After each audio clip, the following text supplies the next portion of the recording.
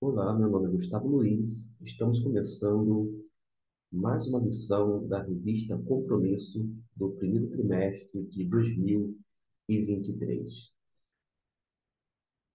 O tema ou título para esta ocasião, segundo domingo do ano, é Um Guia para Verdadeiros Adoradores. Onde é que nós vamos encontrar um manual de adoração? Nas Escrituras Sagradas. Por causa disto, nós vamos nos deter nos Salmos 19 e 119. E vamos tentar trabalhar alguns versículos para melhor compreensão dos alunos da Escola Bíblica Dominical. Observe que quando a gente fala em Salmos, e a gente vai se pautar justamente no Salmo 19, do versículo 7 até o 11, se você estiver com um notebook ou computador, você fará a leitura de uma forma mais tranquila ou melhor. No celular, pode ser que você precisará aumentar em sua tela, mas a gente vai trabalhar as descrições da lei do Senhor que estão contidas nesse trecho de Salmo 19, do 7 ao 11. Quando a gente fala sobre o conjunto de salmos, no hebraico é Tehillim, porque é plural. Tehillim é cânticos, ou melhor, são cânticos. Mas quando os maçoretas fizeram a tradução e o seu trabalho, que foi um trabalho muito importante sobre a vocalização, introduzindo assim os sinais vocálicos, que são chamados de vogais, isto porque, acredite, no hebraico não havia vogais, apenas consoantes. E para facilitar a nossa vida, os maçoretas colocou vários sinais para marcar e indicar as vogais, mostrando como que nós deveríamos pronunciar cada uma das palavras que se encontra na lei de Deus. E eles adotaram o nome de Tehilá. Tehilá é canção, a forma feminina. Já cânticos, Tehillim, é a forma masculina. É isto que eu quero chamar a atenção, seja na forma de cânticos ou na forma de canção. Nós temos os salmos como padrão para conceituar um pouco sobre adoração. E dentro desse primeiro tópico que a revista propõe, base para o verdadeiro crescimento espiritual, a gente vai destacar, porque pelo menos 6 termos são aplicados na palavra de Deus. Isso vai ajudar muito a nossa mente a entender, a ver o que o autor intencionava. Está aqui diante de nós a palavra de Deus, quando diz que a lei do Senhor é perfeita. Quando se refere à Torá, significa em seu sentido primário instrução. Incorpora algo mais do que uma lista de preceitos escritos. Inclui todos os ensinamentos divinos. Mas, além de ter aquela noção primária de instrução, tem um outro secundário que caminha junto, que é direção, porque dá um ensino diretivo para dirigir a nossa vida. A lei do Senhor é perfeita e ela refrigera por toda a nossa alma, porque ela dá tanto instrução quanto direção, rumo espiritual, onde faz com que a gente ganhe um real significado de vida. A segunda palavra está contida no versículo onde diz: os preceitos do Senhor são retos. Preceitos é picudim, vem de piquede, picudê. Picudê, um preceito singular. Picudim é o plural, preceitos. A ideia é de que quando tem um oficial que cuida de coisas menores, de detalhes, e investiga. Imagine só um oficial militar. Ele cuida das coisas pequenas, mas ao mesmo tempo ele faz investigação. Quando fala que os preceitos do Senhor são retos, dá a ideia de que a palavra de Deus, como preceito, dá tanto consolo, mas também julga. Percebeu? A palavra que conforta é a que julga. A palavra salva, mas declara o juízo. Ela traz preceitos. Se andar por aqui, dá certo. Se andar por lá, dá errado. A palavra abençoa e julga a nossa vida. É esta a ideia em preceitos quando diz que são retos e alegram o coração. O outro termo que encontra-se na Bíblia, mandamentos do Senhor. Sobre este fala que o mandamento do Senhor é puro e ilumina os olhos. Mandamento aqui é mitzvah, vem da palavra mitzvot, significa palavra que sendo uma autoridade, é a autoridade direta. O mandamento não comporta contestação, não aceita sugestão. Tem muitas pessoas que buscam promessas. Há promessas na Bíblia, porém, mandamentos para a nossa vida, ordem que deve ser cumprida, imbuída, claro, de autoridade por conta da instrução espiritual. O outro termo é o temor do Senhor.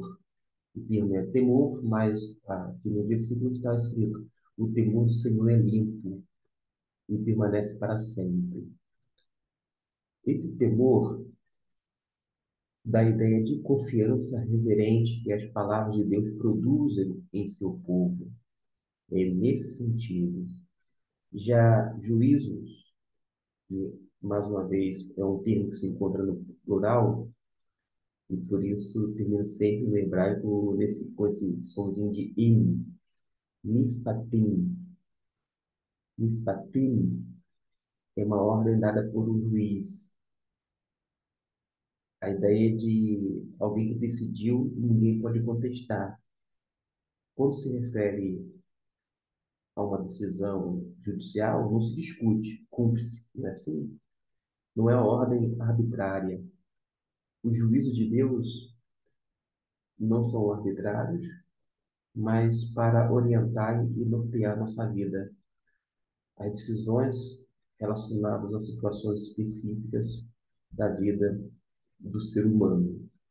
A gente analisou de uma forma muito sucinta os 6 termos da base da adoração. A gente agora pode passar para o outro salmo, a outra parte, que encontra-se Salmo 119, versículo 17 a 24, que é justamente a base da adoração. Na revista, o autor fala assim: o salmista inicia este bloco pedindo a Deus o entendimento de sua palavra. É isso que ele tem que fazer, pedir entendimento da palavra de Deus. Vamos analisar o Salmo 119, versículo 17 e 24. Ele está projetado em tela, mas ainda assim a gente pode trabalhar algumas coisas. Veja bem, no versículo 17 a 24, o salmista pede o quê? Misericórdia. Ele pede graça para que seja capaz de obedecer à lei. É isto que nós precisamos. No ato de culto, de adoração, pedir graça, Senhor, tem misericórdia. Eu possa não apenas te servir, mas cumprir a tua lei, observar todos os teus mandamentos, os teus preceitos, por conta dessa base da adoração. Porque, como eu já disse algumas vezes, quando você vai para a Bíblia, você conhece e sabe quem Deus é. Você vê o caráter de Deus. Você vê a manifestação bondosa da parte do Senhor. Você vê quem Deus é, o seu conhecimento é ampliado e, ao mesmo tempo, você se curva diante do Senhor, reconhecendo que Ele verdadeiramente é Deus. Não apenas Deus dos pais, dos avós, das outras pessoas, mas o seu Deus. Você utiliza aquele termo no hebraico, Adonai. O Senhor é a minha sustentação. O Senhor é a minha força. O Senhor é o meu dono. Eu pertenço a Adonai, ou seja, ao Senhor. No versículo 17, 17, para ter uma ideia, tem uma expressão curiosa, porque pede para que Deus seja generoso para com o servo dele, para que viva e obedeça a sua palavra. Faze bem ao teu povo, para que eu viva, assim observarei a tua palavra. Ou seja, a vida do salmista depende da graça que Deus lhe mostraria. No versículo seguinte, fala para desvendar os meus olhos, desvenda os meus olhos. O salmista pede que Deus esclareça a sua palavra. Quando nós estamos em oração, ou quando nós estamos nos pautando na palavra de Deus, para entender o verdadeiro conceito de oração, a gente há de pedir também para que Deus venha desvendar os nossos olhos. Versículo 19, ele fala, usa a expressão peregrino. Sou peregrino na terra.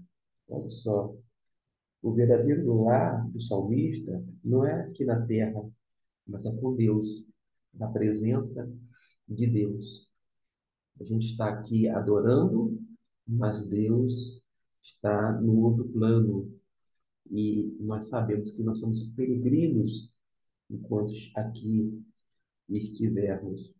No versículo 22, tem a expressão: tira de sobre mim o opróbrio, isto é, a vergonha e o desprezo. Na aflição, o salmista vai além do louvor das leis para pedir graça para Deus. É isso que a gente precisa fazer, aprender com a palavra de Deus. No versículo 23, fala assim: príncipes sentaram-se e falaram contra mim. Ou seja, pode aqui indicar a posição do salmista como rei, porque como rei, ele lidava com muitos povos, travava batalha com muitos outros reis e tinha realmente uma vida um tanto de aflição, por melhor que fosse para ele ser o rei naquele período. Então a gente observa tudo isto na palavra do Senhor. Conforme esse tópico, é a base para a adoração. O próximo que eu quero trabalhar, Salmo 119, versículo 73 até o 80. Vamos ver? Então,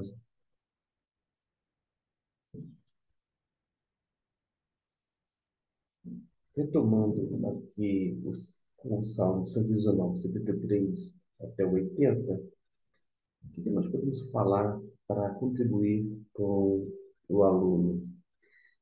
Primeiro que o salmista, ele pede que Deus use a sua lei para aumentar a intimidade entre o Senhor e o adorador. A adoração será, vou dizer, verdadeira, sincera, quando estiver alinhada à observância da palavra de Deus. Deve haver esse aumento de intimidade entre o Senhor e o adorador. E vai se dar justamente através da palavra do Senhor. No versículo 74, fala sobre os que temem. Os que temem me verão e se alegrarão. O salmista está comparando, porque diz mais adiante, quando me virem, porque tenho esperado na tua palavra. Quando os outros que compartilhavam do profundo compromisso do salmista com o Senhor percebessem a sua visível prosperidade e felicidade, eles se alegrariam com o salmista e seriam encorajados a continuarem fiéis. É isto que o texto está nos mostrando. Os que te temem me verão e se alegrarão, porque tenho esperado na tua palavra. Como consequência, ele é uma pessoa feliz, próspera, e as pessoas se alegram por conta disto. No versículo 75 fala sobre uma aflição. Note bem, diz assim: bem sei, ó Senhor, que os teus juízos são retos e que em tua fidelidade me afligistes. Lembra que eu falei sobre juízos, que não é uma ordem arbitrária de Deus, mas serve para orientar e nortear a vida? Pois bem, é isto que o salmista se refere, porque os juízos do Senhor são retos, diz a palavra de Deus. Nós temos muitas coisas boas neste versículo que serve como base, no caso agora, não, não mais para a nossa adoração, mas base para as vitórias nas crises. Não apenas o salmista, mas todo e qualquer servo de Deus em todos os tempos e lugares passaram, passam e passarão por crises. Jesus disse que no mundo teríamos aflições, mas éramos para que tivéssemos bom ânimo, porque Ele venceu. Se Ele venceu, em Cristo nós podemos nos tornar vencedores, mas por causa dele, não por causa das nossas forças necessariamente. Até porque a gente vai aprender com a Bíblia, quando Paulo ele é levado ao terceiro céu, e ele diz: se no corpo eu não sei, se fora do corpo eu também não sei, mas ele foi aos céus, ao terceiro céu, viu coisas inefáveis, indizíveis. Ele não disse o que ele viu, e ele depois vai dizer: olha, mas foi-me dado um espinho na carne para que eu não me gloriasse. E diz que ele orou 3 vezes. E Deus responde e diz: a minha graça te basta. O meu poder se aperfeiçoa nas fraquezas. A gente vê a suficiência da graça de Deus na nossa vida. A gente observa que, mesmo apesar de sermos afligidos, sermos angustiados, estarmos angustiados, passarmos por reveses, por dificuldades, por lutas, conforme diz o cantor cristão, por umas terríveis e cruéis, mas o Senhor tem livrado dela seus servos fiéis. E a gente tem como se espaldar na palavra de Deus para obter a vitória em todas as crises. O próximo tópico é a base de sabedoria. O próximo, terceiro e último tópico da nossa lição de hoje, Salmo 119, versículo 137. Justo és, Senhor, e retos teus juízos. Isso mesmo. Do 137 até o 144, qual é a lição que nós aprendemos aqui? O Senhor é justo e, por conseguinte, a sua palavra também é justa. Se a palavra de Deus é justa, é porque nós temos também um Deus justo. E é interessante a expressão que a gente encontra na Bíblia, fazendo alusão a Deus. Não fará justiça o justo juiz? A gente espera justiça da parte daquele que é totalmente perfeito e completamente justo, o nosso Senhor. O justo, quando fala justo és, vai indicar que Deus age de acordo com a sua natureza, que nunca é uma natureza arbitrária ou inconsistente. Deus sequer é parcial nesse sentido, ele é imparcial. Todas as pessoas, por mais que elas aleguem que não sejam parciais, são, porque no fundo, não existe imparcialidade humana. Todos nós somos parciais, ainda que a gente não venha admitir.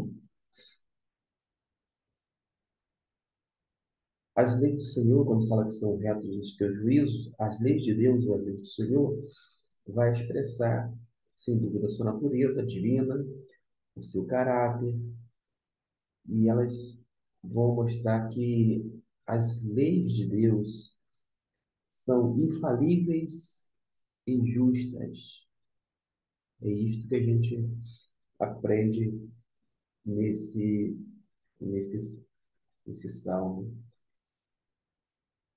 Para você ter uma ideia, fala no versículo 140 que a lei do Senhor é pura, diria, puríssima, é puríssima, porque o salmista ele pôde lembrar da história, ver como Deus havia cumprido a sua promessa, ou melhor, as suas promessas. Um exemplo era a promessa da terra para Abraão, que se cumpriu muitos séculos depois, durante a conquista da terra prometida. Justos são os teus testemunhos para sempre, dá-me entendimento para que eu viva. Ou seja, a gente precisa realmente dessa compreensão, desse entendimento. A gente precisa, sem dúvida nenhuma, da Bíblia como base para a nossa sabedoria. Nós vimos estes textos e queremos fazer a aplicação para a nossa vida agora com base na revista, página 17. A primeira aplicação é que a palavra de Deus tem um valor enorme, ela é muito importante, a relevância se dá naturalmente por ser a palavra de Deus e por manifestar ou expressar a vontade dele para todas as pessoas. Mas a palavra de Deus tem um valor imensurável, principalmente quando nós aplicamos a nossa vida. Imagine só, você está triste, por exemplo, e você começa a ler um dos salmos, e aquilo revigora a sua vida, o seu ser. Que coisa maravilhosa. Da mesma forma, quando a gente aplica qualquer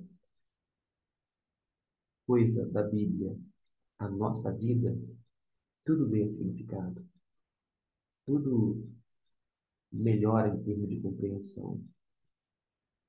A segunda aplicação é que os servos de Deus, ele há de esperar perseguições. O autor fala que os dias são difíceis. No caso, no Antigo Testamento, o povo de Deus passou por muitas lutas, teve muitas guerras. Depois, o povo de Deus, no Novo Testamento, como igreja, passou por muitas outras perseguições, mas nós temos certeza de que, ainda que sejamos perseguidos por causa do nome de Jesus, por causa desse testemunho realmente cristão, mas nós podemos contar sempre com a companhia dele e certo de que nós estaremos fazendo a melhor coisa, reafirmando a nossa fé em Cristo ou em Deus. Nós esperamos realmente que estas palavras possam, de alguma forma, ter ajudado cada um de vocês e até a próxima lição de número 3, que conforme o nosso cronograma da revista Compromisso, tem o tema Deus escolhe um povo para adoração com base no livro de Gênesis. Até a próxima lição. Fique com Deus.